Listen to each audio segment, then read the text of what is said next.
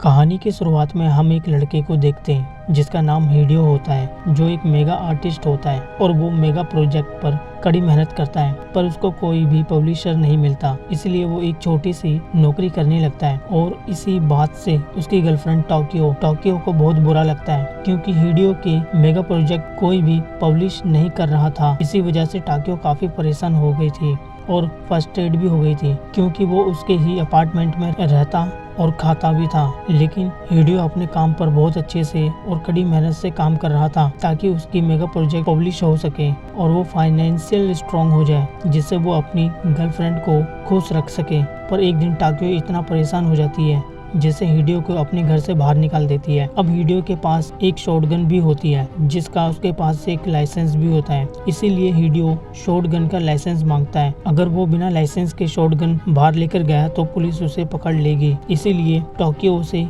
Gun का licence दे देती है और उसे यहाँ से भगा देती है। हिडियो भी यहाँ से चला जाता है। इसके बाद हमें न्यूज चैनल से पता चलता है कि शहर में ZNQ नाम का एक वायरस फैल रहा है, जिसके चलते लोग एक दूसरे को काट रहे हैं, जिससे वो वायरस बहुत तेजी से फैल रहा है। इसीलिए सरकार की तरफ से सभी लोगों को घर में सेफ रहने के लिए ऑर्डर दिया जाता है। इधर हम हिडियो को देखते हैं जो अकेला ही पार्क में बैठा था, क्योंकि उसके पास घर नहीं था। वो अब बेघर हो चुका था। अगले दिन हिडियो अपनी ऑफिस जाता है, जहाँ पर हमें बाकी के एम्प्लॉय को देखते हैं, जिसमें 2 लड़के और एक लड़की थी और इनका बॉस था। यहाँ हमें ये भी पता चलता है कि बॉस और उस लड़की का अफेयर चल रहा है। इसके बाद ये सब मेगा प्रोजेक्ट जल्दी से जल्दी काम खत्म हो जाए, इसीलिए सब यहाँ रुक जाते हैं और यहीं पर हिडियो सो जाता है। तभी उसकी गर्लफ्रेंड टोक्यो का फोन आता है। वो कहती है, मैंने गुस्से में कुछ ज्यादा ही कह दिया और तुम वापस आ जाओ। अब हिडियो को उसकी आवाज सुनकर ऐसा लग रहा था जैसे वो बीमार हो गई हो, क्योंकि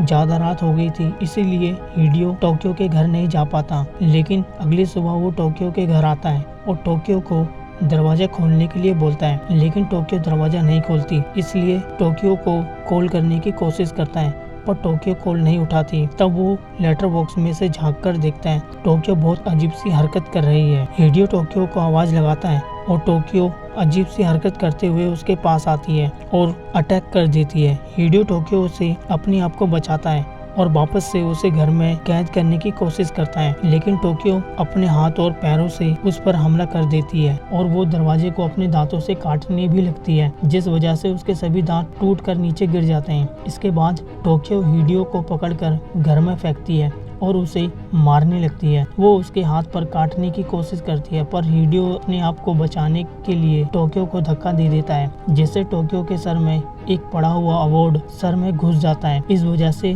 उसकी मौत हो जाती है। यह देखकर हिडियो डर जाता है और यहाँ से भाग जाता है। इसके बाद वो अपने ऑफिस पहुँचता है तो देखता है कि कलीग की शर्ट पर बहुत सारा खून लगा हुआ है। इसके हाथ में एक बेसबॉल बैट होता है, जिसमें अपने ही कलीग को मार डाला था, क्योंकि वो ZNQ नाम के वायरस से इन्फेक्टेड हो गया था। तभी इनका बॉस बाहर आता है। इसकी आंखें बहुत अजीब सी थी, क्योंकि वो भी इन्फेक्टेड हो चुका था। इनका बॉस इनसे कहता है, तुमने अपना काम पूरा कर लिया। इसे सुनकर गुस्से में अपने बॉस का सर फोड़ देता है, जिससे वो मारा जाता है। हिडियो उससे पूछता है कि ये सब क्या हो रहा है। इस पर वो कहता है, मुझे नहीं पता, शायद ये सब इन्फेक्टेड हो गए हैं। इन्होंने मुझे मारने की कोशिश की, इसलिए मैंने इनको मार डाला और ये सिर्फ तभी मरते हैं जब इनके इस दिमाग पर अटैक किया जाए। और ये भी बताता है, ये जिसे भी काटेंगे वो आदमी इन्फेक्टेड हो जाएगा। तभी हिडियो अपने हाथ की तरफ देखता है, लेकिन टोक्यो के दांत टूट चुके थे, इसीलिए टोक्यो उसे काट नहीं पाई। इसलिए हिडियो पूरी तरह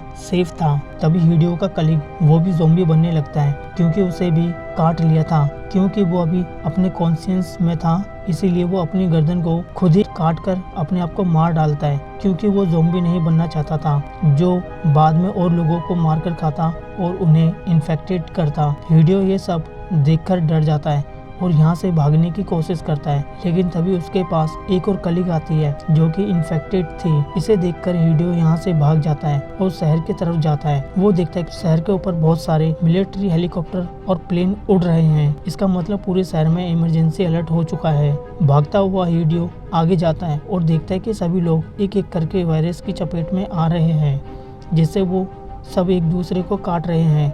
ये देखकर हिडियो अपनी जान बचाने के लिए एक टैक्सी के पास जाता है और ड्राइवर को दरवाजा खोलने के लिए कहता है, तभी हिडियो के पास एक लड़की आती है। इसका नाम हिरोमी होता है और वो ज़ॉम्बी से बचकर भाग रही थी। तभी इनके तरफ एक ज़ॉम्बी आने लगता है, जिसे मारने के लिए हिडियो अपनी शॉटगन निकालता है, लेकिन उसके हाथ में गन नहीं थी। ये सब वो हेलुसिनेट कर रहा था। अब ये सब टैक्सी में बैठते हैं, लेकिन तभी एक आदमी इनके पास बैठ जाता है और टैक्सी ड्राइवर उन्हें लेकर चल देता है। कुछ देर बाद इनके साथ बैठा आदमी वो भी ज़ॉम्बी में बदलने लगता है, क्योंकि उसे भी एक ज़ॉम्बी ने काट लिया था। वो इन पर अटैक कर देता है और टैक्सी ड्राइवर को इन्फेक्टेड कर देता है।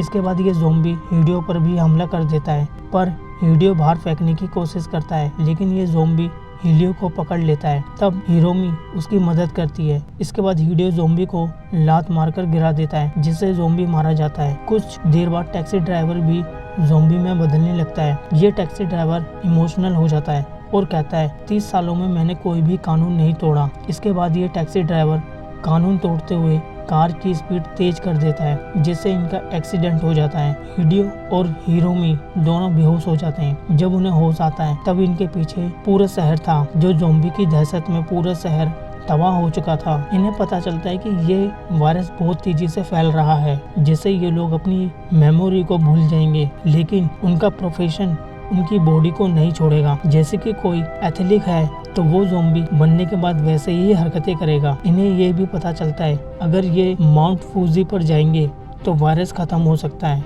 इसीलिए वो माउंट फूजी पर जाने का सोचते हैं, मगर रात होने की वजह से एक सेफ लोकेशन पर छुप जाते हैं। और अब तक ये दोनों एक दूसरे को पसंद करने लगे थे। अगली सुबह जब हिडियो की नींद खुलती है तब वो देखता है कि हिरोमी की गर्दन पर ज़ॉम्बी ने काटा हुआ है, यानी कि वो भी इन्फेक्टेड है।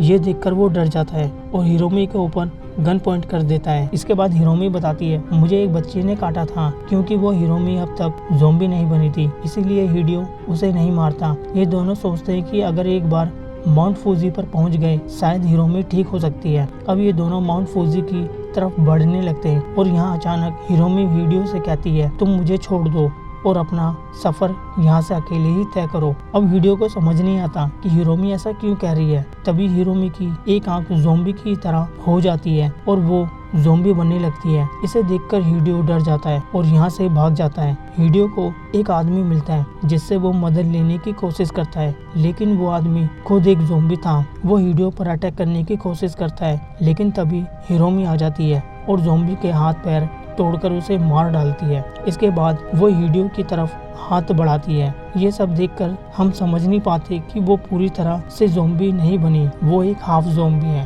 फिर ये दोनों जंगलों में रूखा सूखा खाकर जंगल में बहुत समय बिताते हैं और अपना सफर जारी रखते हैं। एक दिन ये दोनों रोड पर आते हैं। हिडियो को एक शॉपिंग कार्ट मिलता है जिसमें वो हिरोमी को बिठाकर आगे बढ़ने लगता है। फिर वो एक मॉल में रुकता है। वो देखता है कि यहाँ की हालत खराब है और सब कुछ तबाह हो चुका है। यहाँ पर हिडियो नए नए कपड़े पहनता है। तभी यहाँ इसी शॉप का मालिक आ जाता है, जो पूरी तरह से ज़ॉम्बी बन चुका था। वो कहता है तुम्हें क्या चाहिए।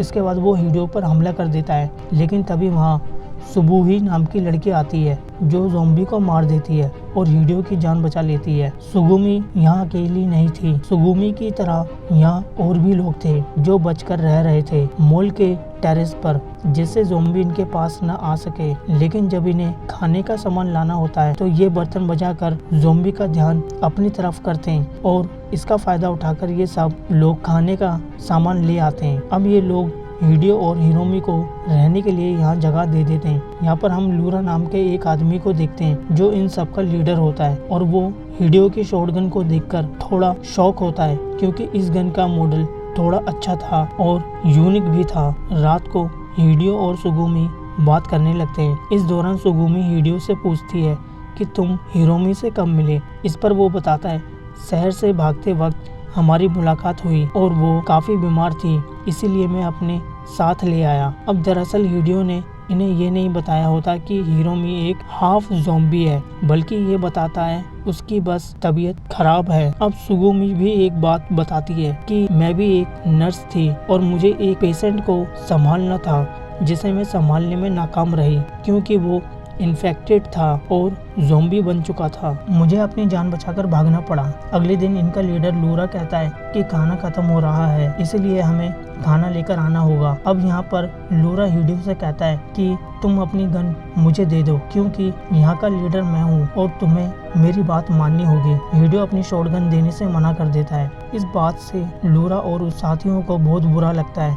तभी वो हिरोमी को बाहर निकालते हैं और उसे मारने की धमकी देते हैं, पर क्योंकि हिरोमी हाफ ज़ॉम्बी थी, इसलिए वो अपनी ताकत का इस्तेमाल करके इनमें से एक आदमी को दूर फेंक देती है। इस दौरान उसकी आंखों से कपड़ा हट जाता है। तभी लोग पहचान जाते हैं कि ये एक ज़ॉम्बी है। हिडियो लूरा को धमकी देता है, अगर तुमने हिरोमी को कुछ भी किया तो मैं तुम्हें शूट कर दूंगा, लेकिन लूरा फिर भी क्रॉसबो से मार देता है। इसके बाद उसके आदमी हिडियो से उसकी गन भी छीन लेते हैं और उसे मारते हैं। अब इसके बाद लूरा के साथी होते हैं और लूरा को धमकी देते हैं कि तुमने हिरोमी को क्यों मारा, तुम्हें हिरोमी को हमारे हवाले करना था।